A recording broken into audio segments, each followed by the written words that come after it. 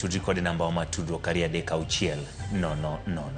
Yudo achiel kachiel YouTube, Facebook, kachiel kod X Ramogi TV. Bende kaka pile an be nyalo achiel kachiel kokale page na maro Ching Manuel wa go kodi mbake weche manyien mobedo kwa keloni gi elak seche gi nyinga kaka pile Ching Manuel telo kumarwa en Wilson Ochuka bed kode chakruok nyaka giko.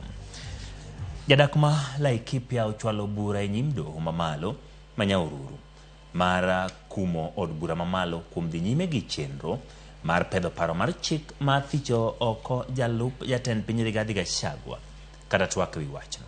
Denis Ndereva mabende jatatije mar riwruok moro miluongo ni Youth for Youth Africa dwaro mondo doho chung chenro moro amora mar od bura mar golo Gachagua apisi nyaka otiek thuolo mare apisi tok yiero mar higa mar 2027. Ndereva bende dwaro mondo doho kum od bura kuom chako chenro maket gi mano e kinde mabiro nyaka Gachagua tiek thuolo mare e apisi. Kaluwore kode chenro mar golo Gachagua apisi onge kore kod atache kendo ok omulo gigo manyalo miyo ogol jalup jatend piny apisi kaka tiyo marach kod apis, di ataro mar chik kaachiel gi rem bidhruok e apis.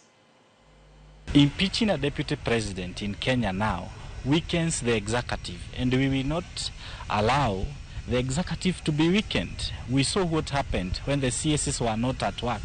Now, going to again, we lack a deputy president who was legally appointed and elected by the Kenyans is very unconstitutional, is very unfair to him, and it is even not just to him. Therefore, today, as a Kenyan, I have filed a petition against this injustice which is about to happen in the parliament. My impeachment says that there is no any intention that or any motion which can be discussed, and I want to urge the Judicial Service Commission and the judiciary at large to please take this very serious and give me those court orders to make sure that there is no discussion of any impeachment model of the deputy president.